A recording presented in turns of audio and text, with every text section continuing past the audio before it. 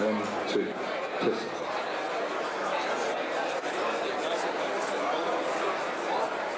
Check 1, 2, 1, 2.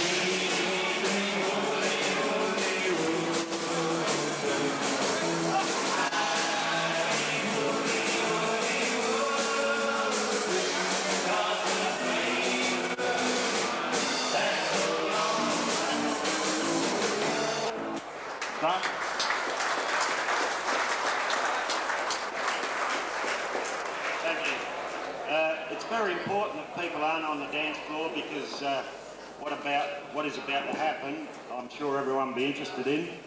So if we could either take a seat or stand at the outside on the wall so that everyone can get a view. First of all, I'd like to thank the representatives of the other football clubs for being here. From the Port Football Club, we've got Yuri Murphy and his wife Marie. Also Rob McBride and his wife Janice. From Proprietary, we've got Rob Simpson and his wife Sue. Barry Atkins and his wife Carol. From the Solomon Town Football Club, we have Dave Twilley and his wife Dallas. John Ben and his wife Wendy. Also, we've got Norm and Betty Tully. Norm will be the MC and you'll see in a short time why he is here. But on behalf of the past players, we're absolutely delighted that so many people are here. Such a good cross-section of our 30 years. What we all have to do is get to meet one another as much as possible. If you see someone across the room, you think you know him, for Christ's sake, go across and make sure you get to know him before the end of the night. It's taken 30 years to get this together.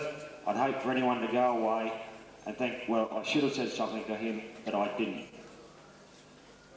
I think the theme for the night should be, don't worry, be happy, and by the end of the night, I hope everyone is.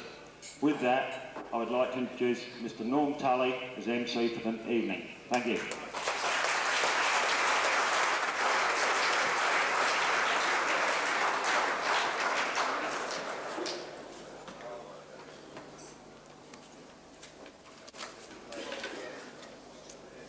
Thank you. Oops. Thank you, Graham. Firstly, on behalf of myself and my wife Betty and the kindred clubs of the Port Pirie Football League, I'd like to thank the Risdon Football Club for their kind invitation to take part in their celebration of their first 30 years. When you consider the Proprietary, they're now celebrating this year their 100th, it shows the start that she gave all the rest of the clubs in Port Pirie. In actual fact, Solomon Town celebrate their 100th next year. So you can just imagine how far you started behind. And as the night unfolds, I'm sure we'll tell a story how you grew up and how you developed, and now you hold your head as high as any other club in country football.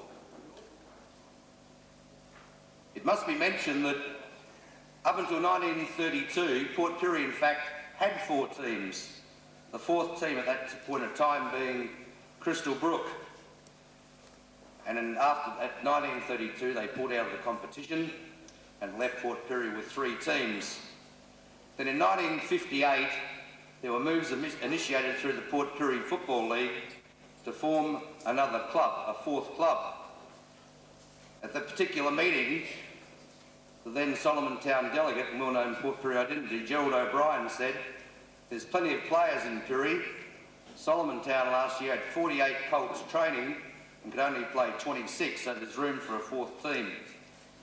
So in 1958, through the Port Pirie Football League, the move was made to form the Risdon Football Club. And in actual fact, the suggestion was the Risdon Club, as it is today, was to be known as the Risdon Park Football Club, because that was the developing area of Port Pirie. And the first meeting was held under the then chairman of the Port Pirie Football League, Mac Paul, who invited interested people from within Port Pirie to attend a meeting in St Peter's Hall at 7:30 on September the 23rd. Now, St Peter's Hall doesn't exist anymore. There's a new house on Balmoral Road. It's only a couple of doors up from the past chairman of the Pirie League, Harry Madigan. The idea of bringing the 4th team was brought about because floodlighting was introduced to Memorial Oval. But of course in those days it was very unchristian to play Sunday football, and we weren't allowed to play Sunday football in Pirie. It was all right for those heathens in Port Augusta and Whyalla, but we goodies in Pirie, we weren't allowed to. So they developed the 4th team. That's how Friday night football came about. There was an interesting comment made at that particular meeting by Mr Paul, who people may remember was the former manager of the old company store, BHA's company store. He said the Risdon Football Club, or the Risdon Park Football Club as it was at that point in time to be known, would need some financial help. So he suggested that if the club was formed and if it got off the ground, that they should take a half of the gates of the following year because they needed the extra financial help, because it was estimated it was going to cost that new club £500 to put 3 teams on the footy field for that next season. £500, $1,000. Shows you how values have gone up nowadays, doesn't it? A couple of years ago we had a couple of players at Solly's that costed almost that for 2 players each game. It was also then suggested at that meeting that a group of people be formed to initiate the Risdon Football Club. I picked out 9 names who may be better known to the people here tonight. Jimmy Veal, he was the inaugural chairman of the Risdon Football Club, and it's fitting that his lads Max and Ray have gone on and played an important part in this club as well. Ron Flanagan, who was a social worker here in Pirrie, Social Security, they never had that much to do in those days as well, and he took on the job as secretary. And there was other very important people who really, I suppose at that point in time, had an interest more in other clubs, but had the heart of football in their brain, and they saw fit to waiver their club loyalties and go and help support this new club. People like Cedric Sinker Spooner. A lot of people didn't even know his name was Cedric. It was always Sinker. Rexy Zeeps, Jules Gratz, Jimmy Rosenberg, best organist in Pirrie at the time, Billy Banks, and Claudie Bryan, and Henry Slim Arnold. And look at the contribution the Arnold family's made to this club. And those people were charged, along with 3 other people, with forming the Risdon Football Club. They were pretty keen about it. They met 6 days later. On the 29th of September 1958, in the then Social Security offices here in Pirrie, you could get a key to the door after hours in those days, they had their first official meeting, and the club was deemed to be the Risdon Football Club. And the Pirrie Football League, in its generosity, the way it's always been and has continued to be, even till today, donated £220 to kick them off. They need to find another £280 to get the side on the field next year.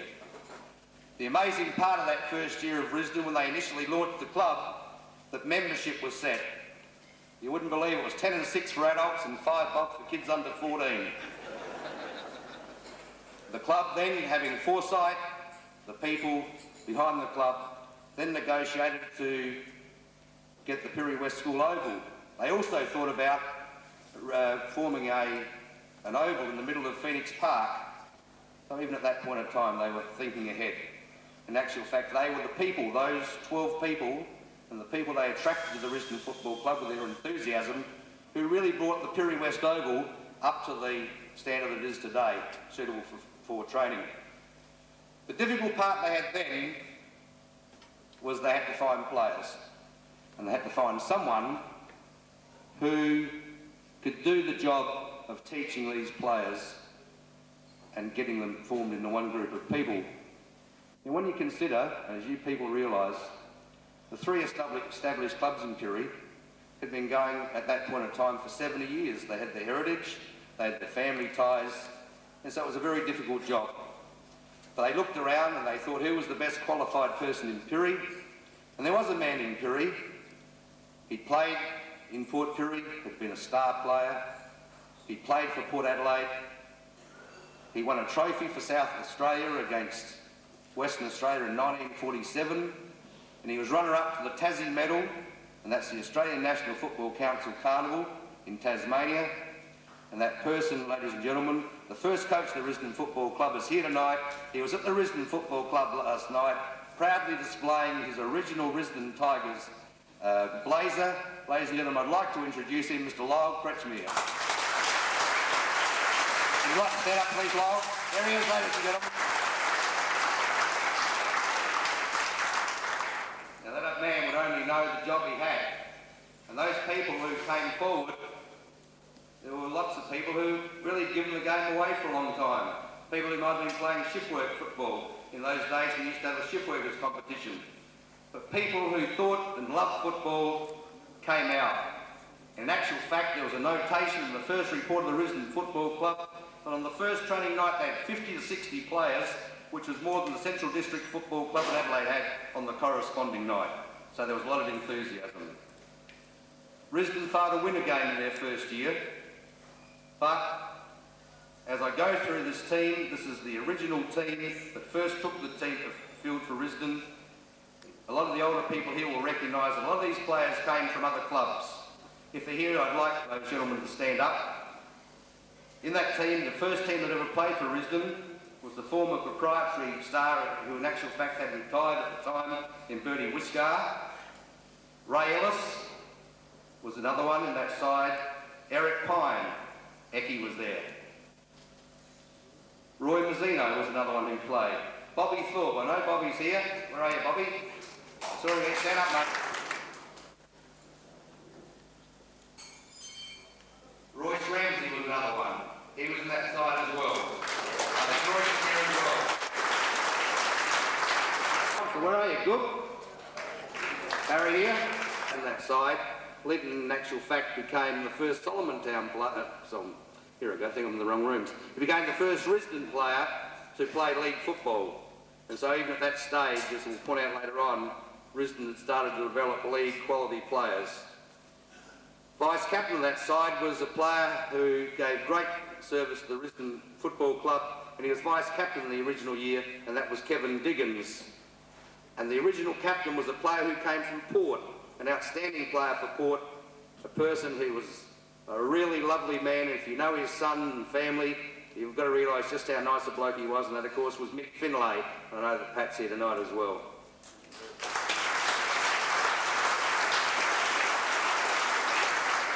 He was there as well. Right, Henley. He was there at the start and he's still here. Well done, Henley. Almost the mayor up in northern Western Australia now. Keith Norton, who was a former Solomon Town star defender, came out of retirement and played. Player we couldn't find his Christian name, B. Altman, and Frank DeMarco was also on that original side. And that was the side that originally started Risdon off, but no success in their initial year. In 1960, I must also mention that in 1960, the Risdon Football Club at that point of time made a very important appointment when they looked around for a replacement coach for Lyle. And they came up with a bloke who became one of the most outstanding players, in my opinion, the SGL's ever seen. In my opinion, I don't think I've seen a better ruckman. He was tough and he could hand him out, and he was an absolutely outstanding player. Ladies and gentlemen, the big fella, Clyde Yates.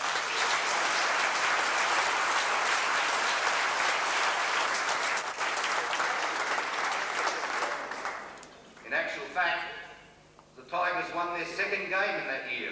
They defeated Proprietary.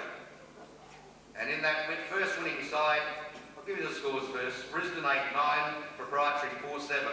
And you think the boys didn't get drunk down the Memorial Oval that night? For those people who don't know, a lot of the younger ones, they had no clubroom facilities. If any of you have ever been under the bar at Memorial Oval, that was the original club rooms. Those people really had to work hard. And I'll tell you what, if you're a person from another club, you're always made welcome. And I'll tell you what, you're always bitten for 2 bob. Because Joey Olsen would always sit in the door, righto, Buck, give it 2 bob. That's how he started it. 2 bob. There was always a raffle on the go. That first winning team, you'll recognise a lot of names. Ray Turner, Dennis Scanley, who of course played a major role in the Port Pirie Football League. Eric Pine was in that side in the back pocket. That was the full back line. The half-back line was Stan Warren, Linton Reeves and Benny Ramsey. The centre line was David Petter, Keith Hammond and Leon Hutchinson. The half-forward line, Louis Gavelli. Louis Gavelli. A lot of you people wouldn't remember Louis Gavelli. He played in shoes. He was a soccer player. He'd never played footy before.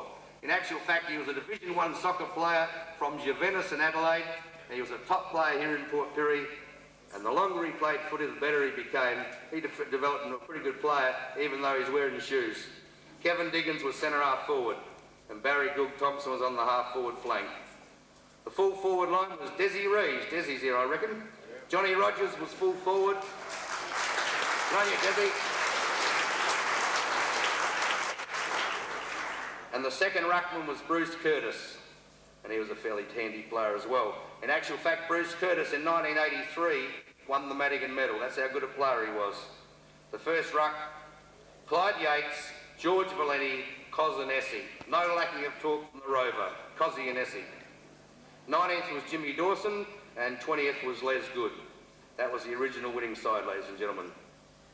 They went on then to win 2 more games that season, but I think the highlight of that year for Risdon, not only the fact that they won a game, was that they produced 2 medalists. In actual fact, the honour of being the first medalist in the Risdon Football Club belongs to one of your thirds players. He's here from Sydney tonight. He was a kid, he was rough when he was a kid. He was that mean, he'd step on every bull end on the way to school. He'd knock over every kid he could find in Perry West School playground. A lot of you remember Peter Follett. You never saw him play much footy in Perry, because after he left thirds, he joined the Navy. He knocked a few over there too, they tell me. But if you remember Peter Felici playing, this bloke wasn't quite as big, but he was just as tough. And he was the first medalist with the Risdon Football Club, ladies and gentlemen, Rodney Luffer Ayler. Hooray, Rodney. Stand up, lad. He can swim a bit too in the dock. Good breaststroker. Even when he didn't have permission. The recorder medal, and that was by a Risdon player, and that, of course, went again to Clyde Yates, and he won the first recorder medal in the first season when he played here in Port Pirie. That, of course, was the last year, as we knew it, of a 4-team competition in Port Pirie, because in the ensuing year, officials of the Port Pirie, Port Augusta and Whyalla football leagues got together and formed the original Spencer Gold Football League. And in 1961 we started with a 12-team competition. And was it a good comp? 14 games for the minor round, and teams like South Whyalla went out and bought about 5 Norwood players, including Norwood's vice-captain at that time, a chap called Brian Wells, another bloke called Glenn Davis, who kicked heaps of goals, and every side came up with some absolutely tremendous players. And it was a credit to the Risdon Football Club that in that year they won 7 out of 14, 7 games in a 12-team comp. And that was an absolutely fabulous performance. In actual fact, they were a little bit unlucky not to make the finals in that year. They played in a vital game at Port Augusta, and I'm sure a lot of the players here will relate to this sort of story. They played in a very vital game against Central Augusta at Port Augusta, and there was a couple of goals which just didn't go right. They didn't quite go the right way. They might have gone through, but they were just one finger went up. And that really did cost Risdon, in that particular game, a spot in the major round, which would have been an absolutely enormous performance by the Risdon Football Club, considering that at that point of time, it was only really their 3rd year in competition.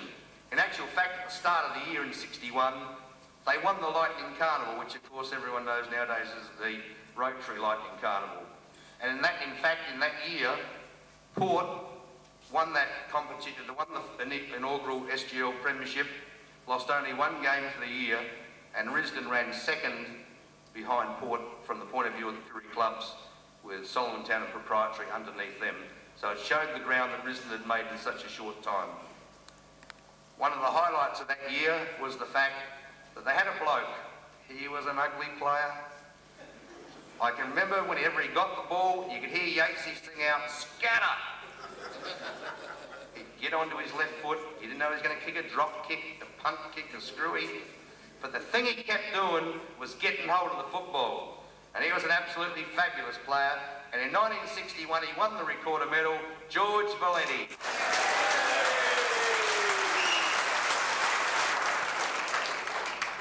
That was also about the time that the Pirie played Whyalla here at Memorial Oval. And at that time, there was another bloke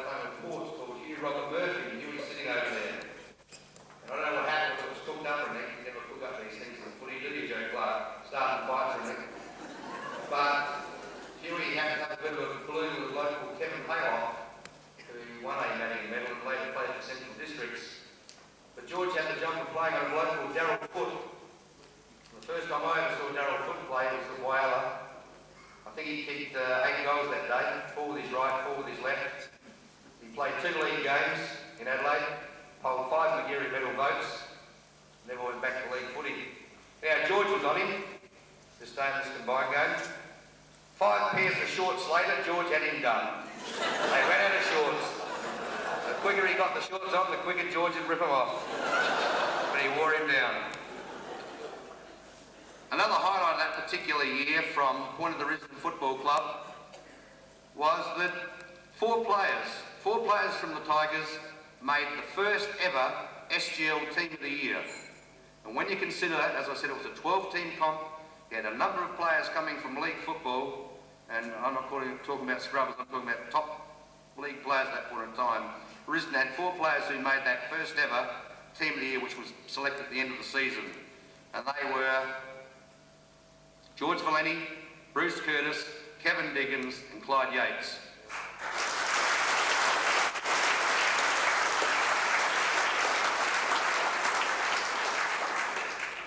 And Clyde Yates in that year was named as captain of the initial Team of the Year.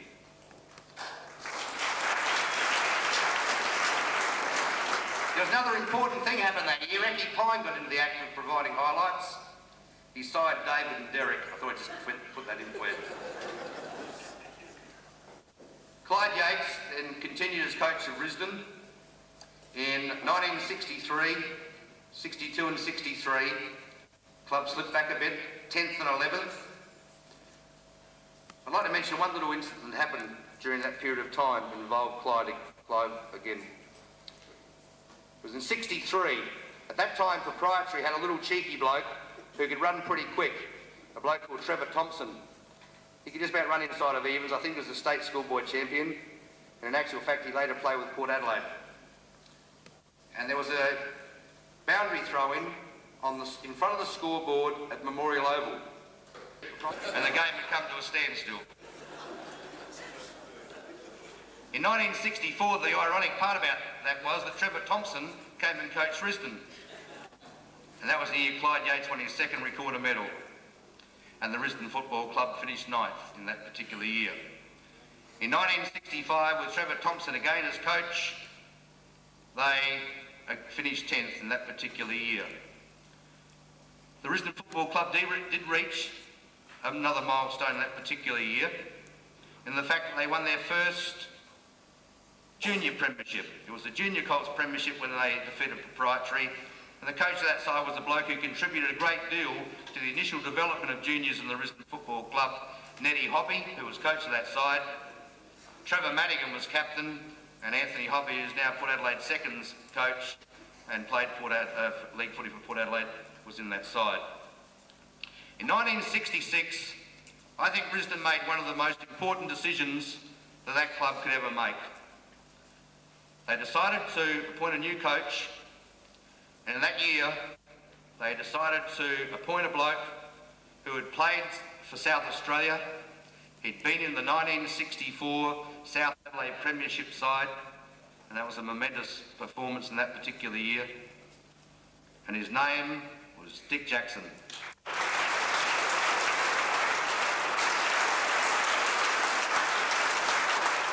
Richard, pretty easy to get people to come to a country league with the credentials that this man had. He's going to kill me for saying these things, but I'm going to say them anyway, it's hard or not. He coached the Risdon Football Club from 1966 to 1970. He was secretary from 71 to 79. He was chairman from 80 to 84.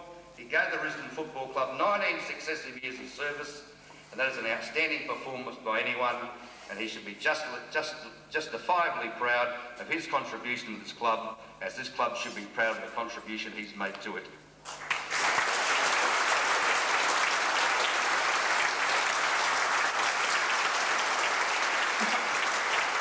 Half back here, but we also had the state full back here, because Port at that time appointed Bob Hammond as their coach. So there's a fair bit of quality came into the SGL in '66, which, as it turned out, happened to be the last year of the SGL as a 12-team competition. Risdon, in actual fact, played North Whyalla, and this was in Dick's first year as coach in '66. They played North Whyalla, who I think was second at the end of the minor round, and had to ensure that they didn't get beaten by a margin of more than 10 goals to stay in the finals. They achieved that target, the margin was 3 or 4, and Risdon for the first time made an appearance in a major round of the SGL, and that was in 1966, the year they appointed Dick Jackson. It was also another important year. Incidentally, that year they were beaten in the semi-final by West Whyalla. Comfortable margin to West Whyalla, but they did play them over there, and that of course was always a huge contract. There was a very important milestone again in '66, and that the Risdon Football Club again won a Madigan medal through the performances of an outstanding youngster in Graham Cochelle.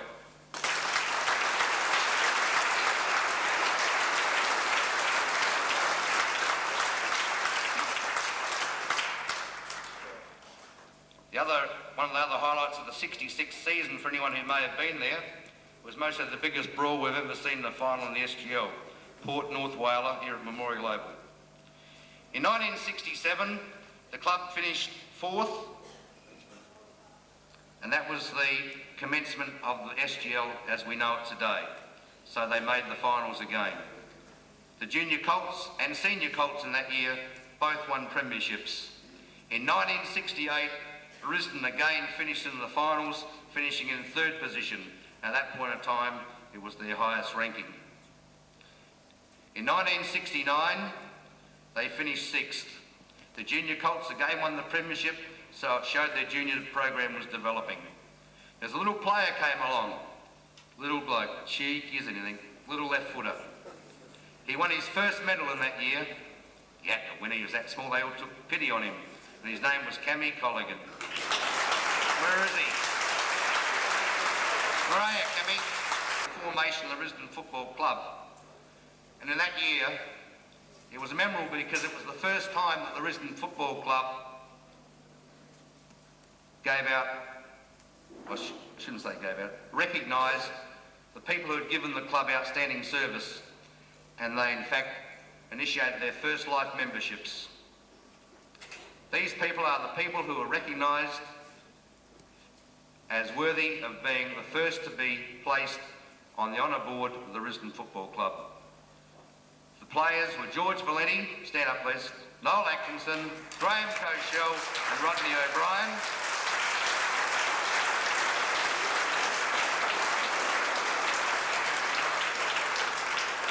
But there are also a lot of officials who've done a lot of work over the years. I'll also name them as well. Sinker Spooner, Ham Bryson, the old patron, Arthur Marks, Joey Olsop, Sidney Baumer, W.A. Brown. Does anyone know W.A. Brown? That's Billy. Young Billy. Lou Yates, Joey Olsop, Kevin Code and Kevin Wallace. And they were the first officials to be made life members of the club. Also in that year, there was a bloke, another little, I shouldn't say he's little, he's a blonde-headed bloke. I reckon over the next 3 or 4 years with Risdon seconds, there's a couple of blonde-headed blokes out there. I'll tell you the story a little bit later. But there was a bloke, he was in the fire brigade. He's pretty confident about his ability too. He reckons he could go a bit, cricket and footy. Remembered every kick and every run he ever made. And he won the Munro Medal in that year in 1969. The remarkable part about that medal win was he won it with only 4 games in seconds. And he was also runner-up in the Dyson Medal. Ladies and gentlemen, Ian Scobie Don't.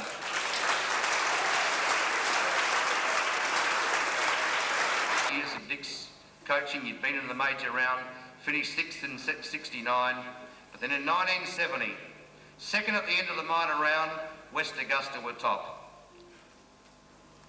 Port at that stage of the season had put up a remarkable performance. They had no hope of making the finals. They recruited a ruckman called Damien Walker, who is now the Australian handball champion. and they won 7 in a row to scrape into 4th spot. But Risdon really looked like they were the side who were going to be the ones to beat. Port got through to the prelim final, and with only minutes of play remaining, this bloke's going to kill me for this. There was a bloke called Daryl Johansson. No one going to say Daryl? Daryl had only ever handballed once before in his life, and that was at training. If he was within 70 yards of goal, he reckoned he could get it. But he could kick a goal, and he's a fabulous player. And he had the shot only 35, 40 out. He thought it might have been just outside of his distance. Anyway, he heard this call for a handball. He gave it to him. Only thing it was Johnny Pasculi from Ports. Ports took the ball down, and with a freakish kick which bounced about 149 times before it went through, I think the player was Ian Cooper. Port snatched victory, went on to play in the grand final against West, and won the grand final. That was the thing that happened. You can't blame Darryl for that. His contribution for the many years he played with Risdon was absolutely outstanding. But it's one of those little things that happen in footy, and it shows you how you need a lot of luck. How can a side win 9 on the trot to make it, and just through some little freakish thing they're going to win a grand final. And that's what happened in that particular year.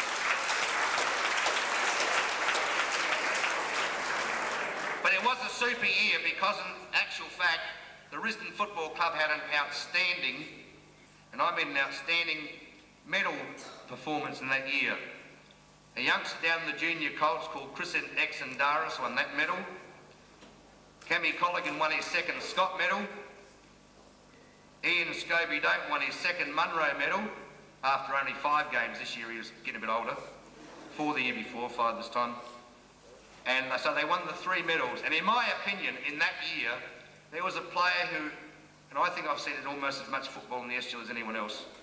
There was a player in that year who, in my belief, was an absolute certainty for the Madigan medal, and how in the heck he never won it, I'll never know. It was actually, in actual fact, won by Chris Butler, but if Boogie Tiller shouldn't have won the medal in 1970, I'll eat my hat.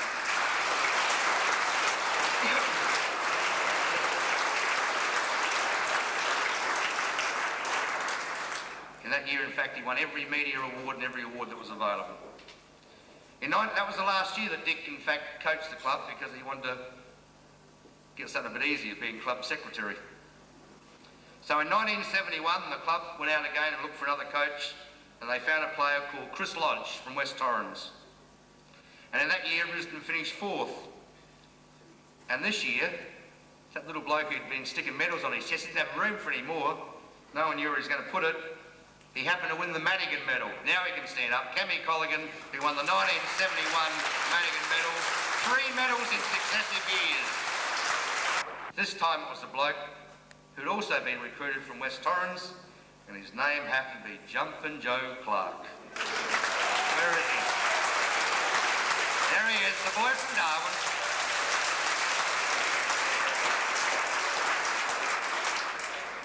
In actual fact, Scobie also went on and won another couple of medals.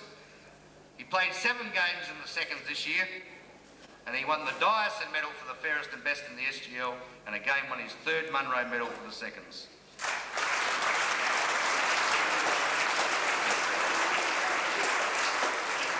He played 16 seconds games in 3 seasons and had won 3 medals. I reckon you ought to give one to Trevor Harrison, Scope.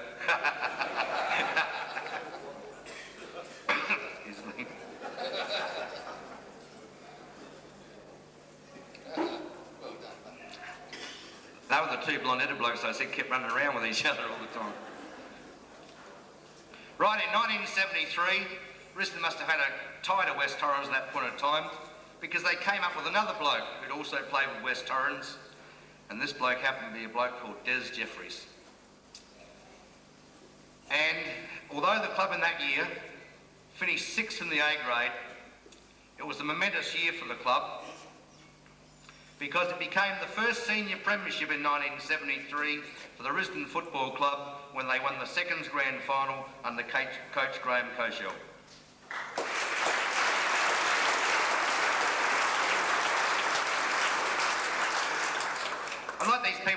stand up the front because they are members, and we have got the video going as well, because they are members of Risdon's first ever premiership team at senior level. I'll go through three players firstly who never made the final 20. And firstly, the first one was, and as I call your name, I'd like you to come out please, Terry Johansson, Johnny Livingston. You're here somewhere, John, I know. Get out here.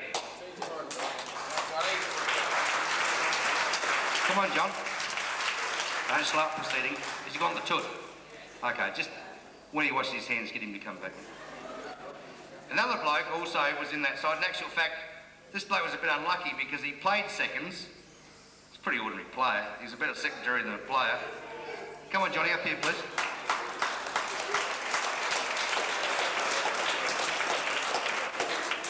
Just stand by the balloon, John. That one's set up for you. This particular bloke happened to be a selector and also one of the players who was in that side. And because he was a selector, he decided to leave himself out and give one of the other lads a game. And so many selectors will do that. And ladies and gentlemen, that's Peter White, who later became the club secretary. Up you come, Pete.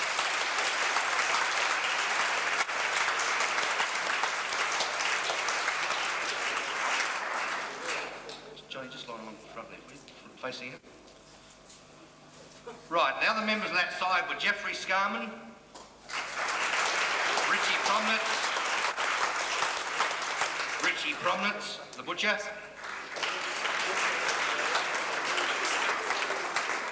Right, Richie, you're here somewhere. Ian Dowling. Malcolm Bell. Graham Scarman.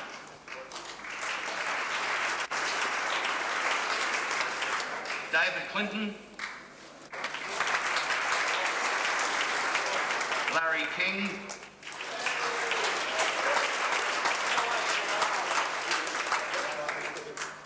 Michael Saylor. Where are you, Mick?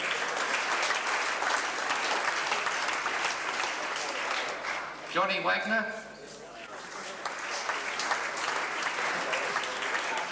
The next two blokes, I reckon, were the oldest players on the side at that point of time. Graham Oliphant.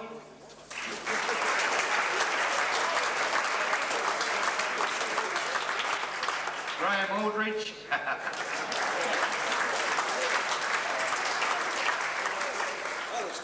Dick Arnold. Trevor Harrison.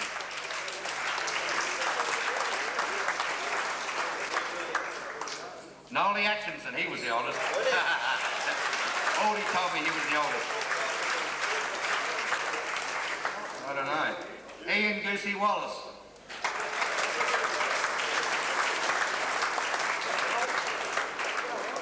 You won't recognise the next bloke because he hasn't got a beard or a moustache anymore. Pat Trimboli. Okay.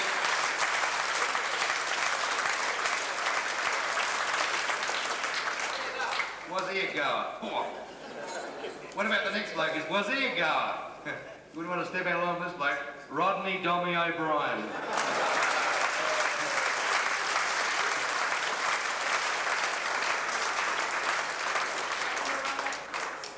One night they gave Dommy the job on Jimmy Dean, who was coaching horse at that time in a night game.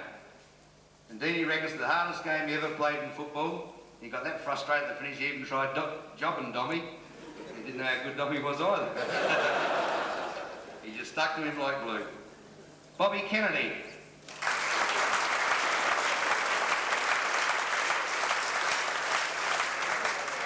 Alan Coffey.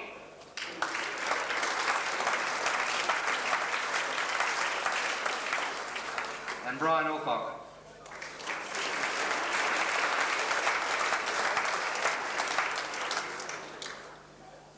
The captain of that side, ladies and gentlemen, was Jeff Scarman. The vice-captain was Trevor Harrison. The coach was Graham Cochelle. They also had four backup people at that point in time. Jimmy Fitz.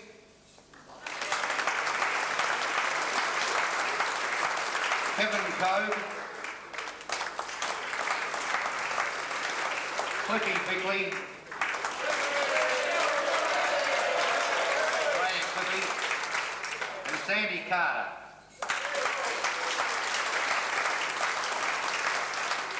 Ladies and gentlemen, I give you the first ever senior premiership side for the Risdon Football Club, seconds premiers in 1973.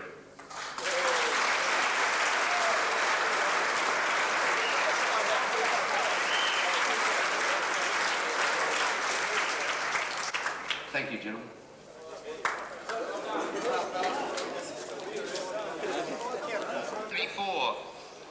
1974 was another milestone for the Risdon Football Club because in that year, Risdon made their first ever SGL Grand Final. They beat West Augusta once during the minor round and they came up against them in the final. They led narrowly up until just before half time but were beaten in the final.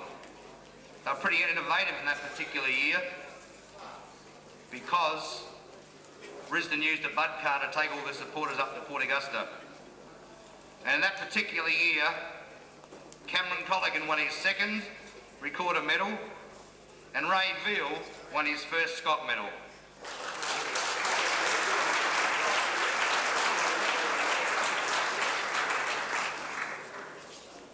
In 1975, Des Jeffries again coached.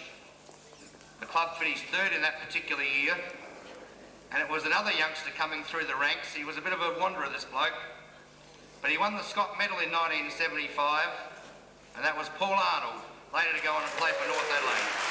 Hooray, Paul.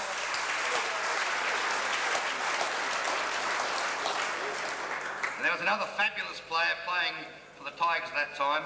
He wasn't very old either, but he had better things ahead. And he won the 1975 recorder medal, and that was Graham Jackson.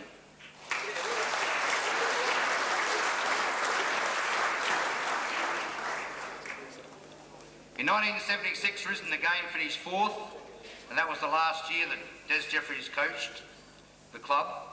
And in that year, Malcolm Bell won the Dyson Medal for the fairest and best player in the SGL seconds competition. Stand up, Malcolm. In 1977, the club appointed a former West Adelaide player in Bob Hooper. They finished fourth in the first year under Hooper. I think one of the memorable things about that particular year was the first game in the minor round when they were beaten by Ports. And for those players who played in that game, I'm sure they'll remember, because they lost, they had to do a lap of the oval after the game was all over. There was a few unhappy players on that occasion. In 77, Bob Hooper was again coach. The club finished fourth. In 1978, the club under Bob Hooper again finished bottom of the SGL. In 1979, we move along to the 20th year of the Risdon Football Club, and the term has been used 100 times since 1979, the year of the Tiger.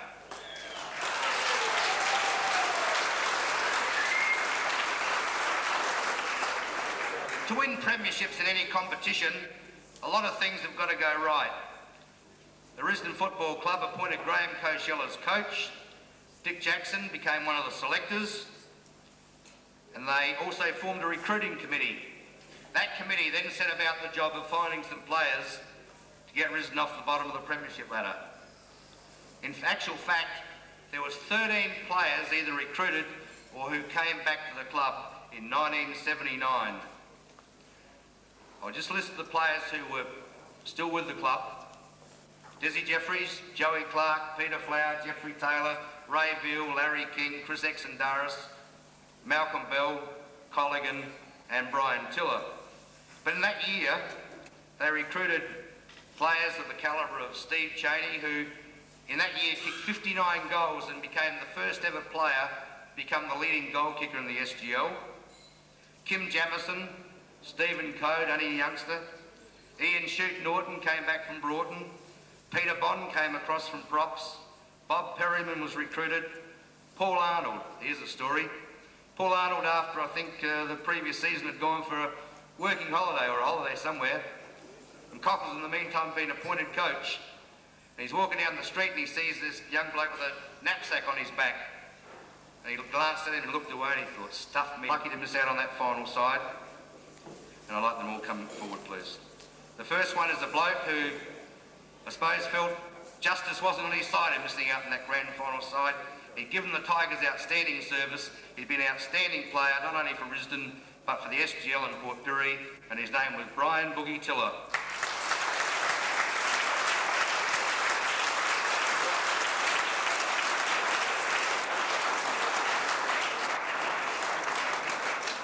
The next bloke was in the final 20, but there was one person who had to have a fitness test on the morning.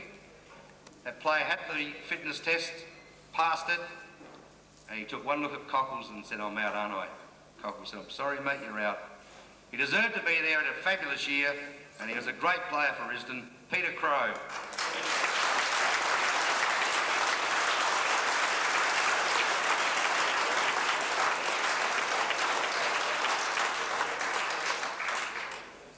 Next person is Greg Turner.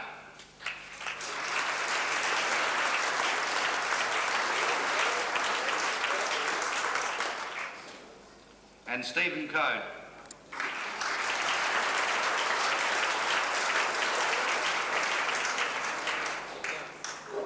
Right, now we go from the full-back line. Jeffrey Taylor.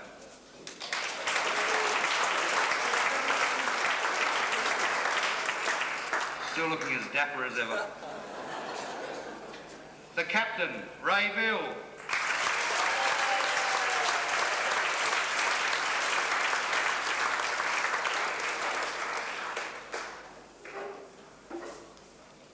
The second one from Watertown, Rodney Young. He was Boogie's best mate in those days. Still is.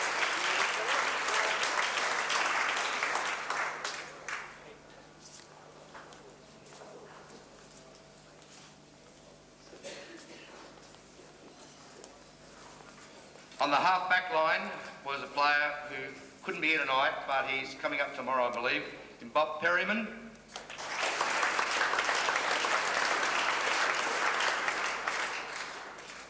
Actually, I reckon I'd given him a few cans on the TV during that time if he didn't stick it up me in the final. At centre half-back was a fabulous player. Geez, loved getting on that left foot. He was a real eye catcher and a dasher and a fabulous player for Risdon, Kim Jamison.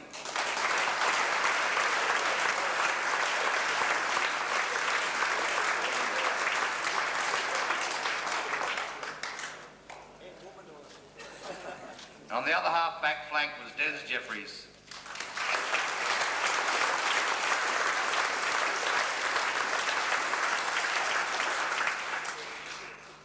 The centre line was a bloke who absolutely loved footy. I think he was the oldest player on the side.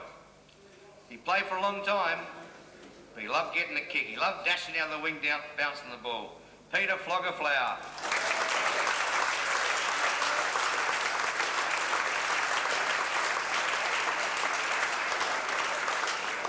He knows every second of that video of the grand final. And the vice captain of the side, Graham Jackson. Jacko.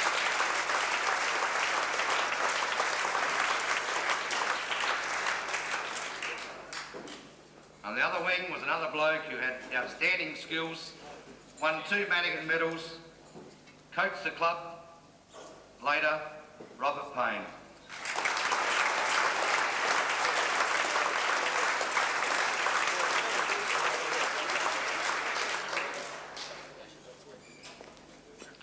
On the half-forward flank was the bloke I reckon could have almost sewn up the game in the first half. He missed that many shots. It was a bit like George Lennon. Whenever he kicked, you never knew where it was going to go. Ian Shoot Norton.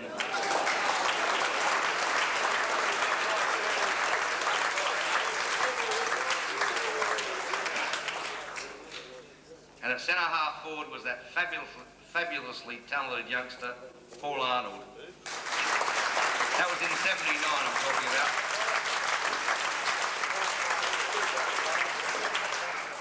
And another half forward flank was the bloke who had more bandage on his leg that day than any racer has ever stepped on the track. But he wanted to be out there, Chrissy Exandaris.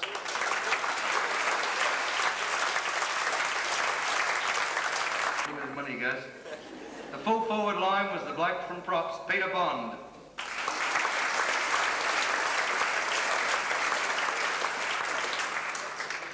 Peter unfortunately couldn't get in, ladies and gentlemen. And at full forward was the leading goal kicker that year, a sensational leaper at the ball, and when he was on, there was no stopping him. Steve Cheney.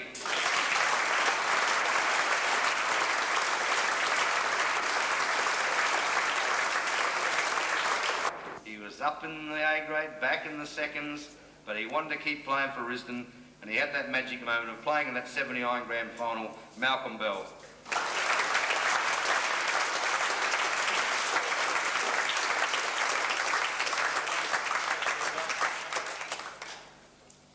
The first ruck, Joe Clark.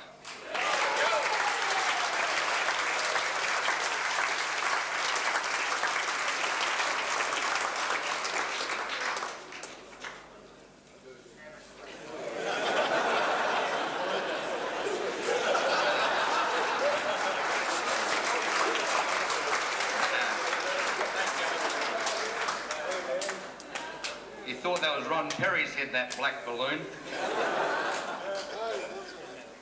The ruck rover was Peter Arnold.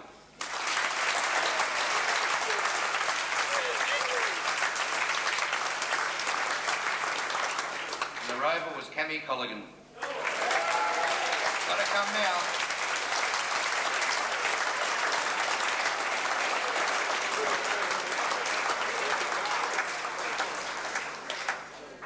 Is he coming yet?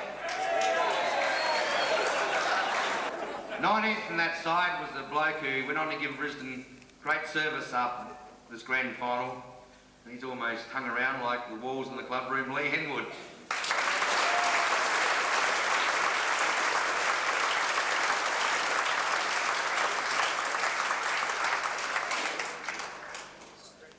And 20th was Larry King.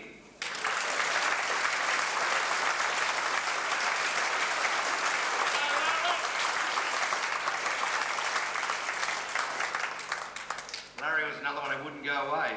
They wouldn't give him a game early. He finished up being a pretty fair player, didn't he? And also, ladies and gentlemen, the coach of that side, who's got to stand up front, Graham Kershall.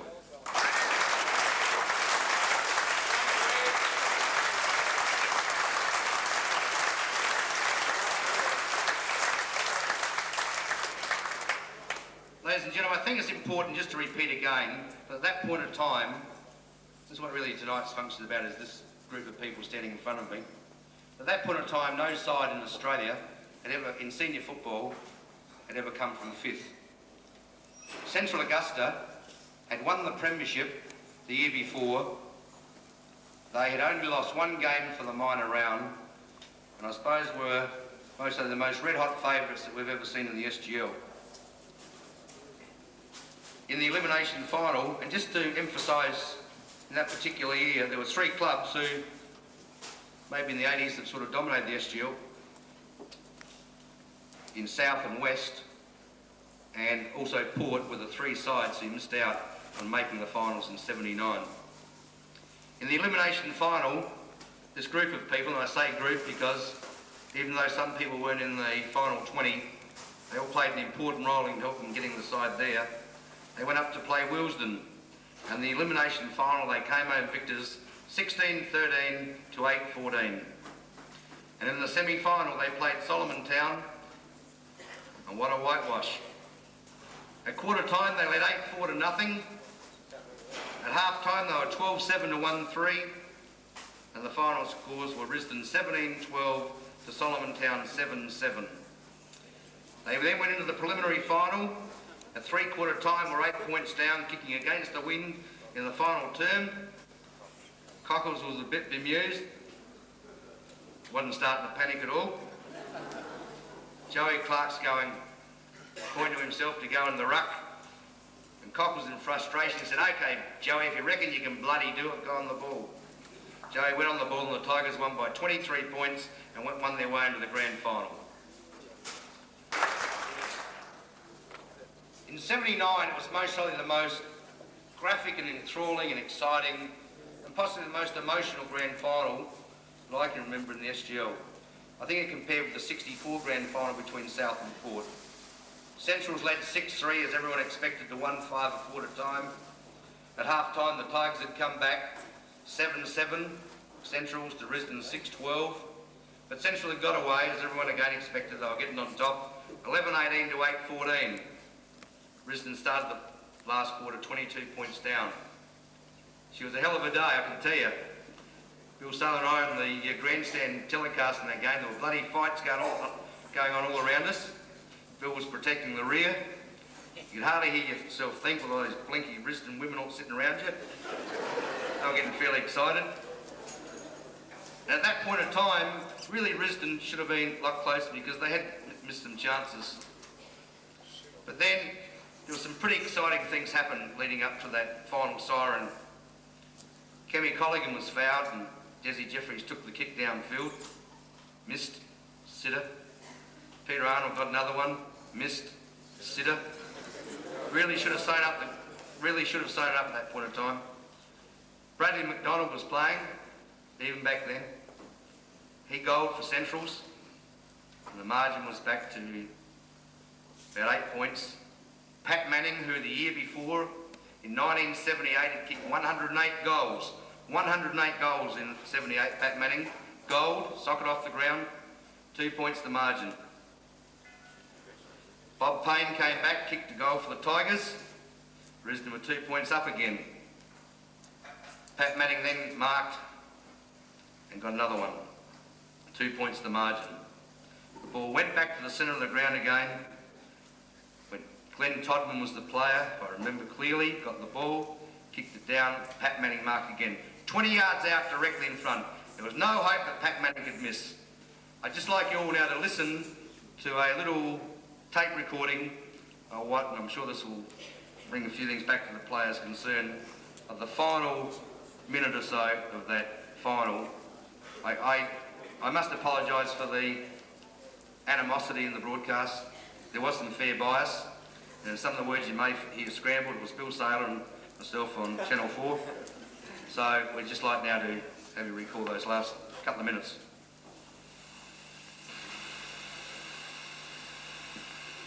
Oh, 13-19, 97 to Risdon's 12-21, 99. How much time Would you believe it, Norm? Pat Manning's first goal for the game. First goal for the day. Oh, this is a magnificent grand final. Oh, I'm speechless. 2 points the difference. I'm spellbound. There hasn't been a person leave the ground, and it's a tremendous crowd, and they've been treated to a tremendous game. The run around there for Risdon urging him on. Also, the Central Augusta time must be going on. It's now reaching the about 8 minutes past 5. Oh, heavens. 13-19, Central's 13-21. The Risdon side, 2 points of difference. Can the Perry side hold on, or can Central's come back? Central Augusta dying to get this ball moving from the centre. Risdon's have sent Shoot Norton down at the back line, spare man. Here's the bounce. Page, also Paul Arnold. Page gets the tap. Todman's clear. There's the ball down the full forward zone. In front, Patrick Manning. Manning again. Oh. Don't tell me. Oh, Please, it couldn't happen. Oh, look. Oh, I tell you what, if ever Patrick Manning's got to have his right boots on, it's this one. Central Augusta supporters standing up, holding their breath. Dick Jackson's just smoked 14 packets of cigarettes in one kick. Here's the kick. He missed it. He's off. He's off. He's off. Oh, 1 point. Oh, well, he kicked it here. 1 point. The difference. There's a siren. Oh, it's a siren. Beautiful. 1 point. Run by 1 point. Final score. 13-20. Central Augusta 97. 13-21-99. Sorry, we're both talking. Oh, sorry, I couldn't hear you. Hey, I couldn't hear you. Magnificent performance by the Tigers. Repeating those final scores. 13-21, 99.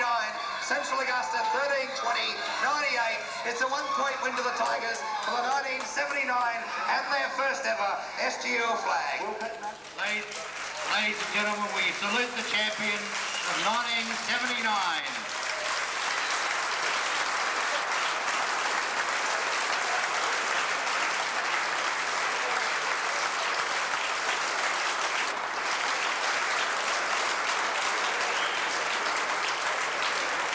Before I close, just mention that Bob Payne went on to win the 83 and 84 Madigan medals, an outstanding performance.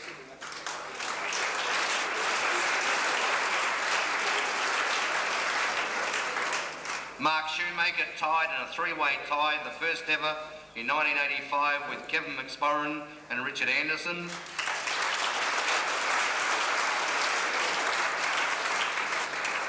The subsequent coaches of this club since that time have been Bobby Payne, Peter Osborne, who gave outstanding service, Russell Cooks, and now Peter Arnold.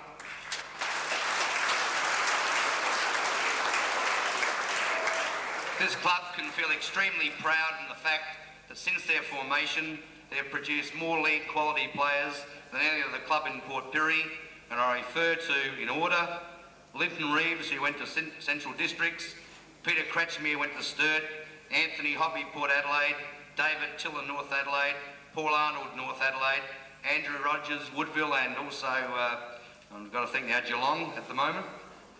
Colin Firm, who played with Woodville, Lyndon Valeni, who's now with South Adelaide, and shortly will be Mark Aldridge playing with South Adelaide.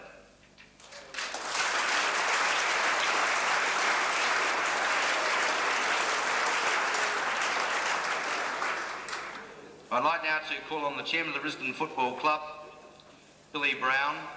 There's been a committee of 6 who have been working behind the scenes to get all this ready tonight, and there will be 3 presentations. I'd like to ask Kieran Koshal to come forward.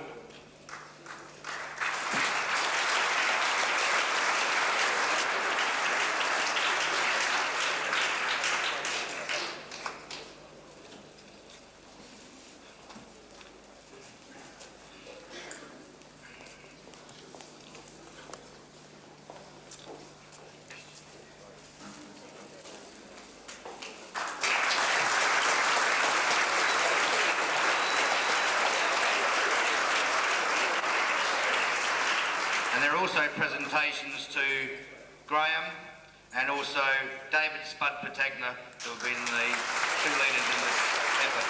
Where are you, Spud?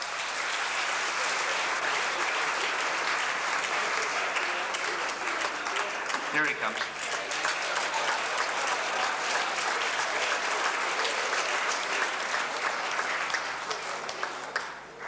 Ladies and gentlemen, as I mentioned, there were other people who assisted in this.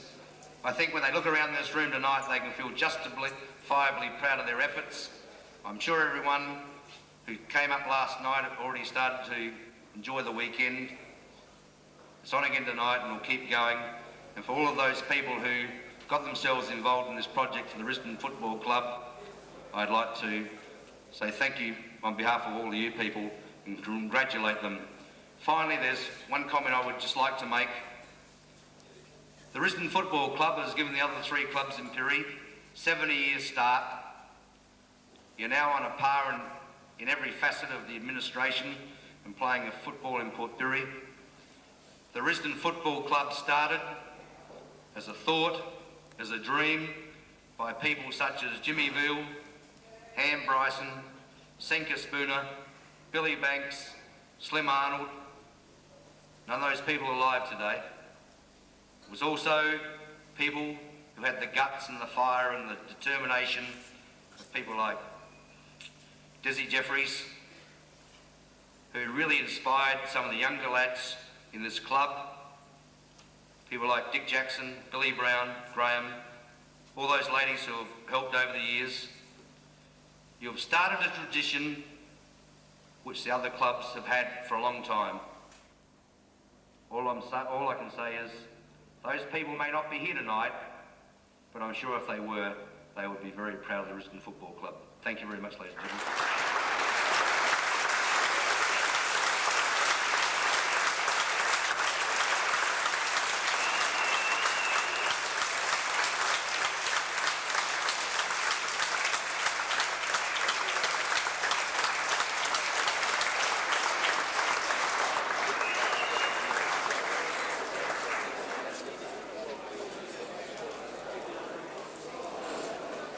To all concerned with the Risdon Footy Club, players, committee persons, thank you very much, Norm Tully. I don't think anybody in Australia could have done a better job. Thanks very much, Norm.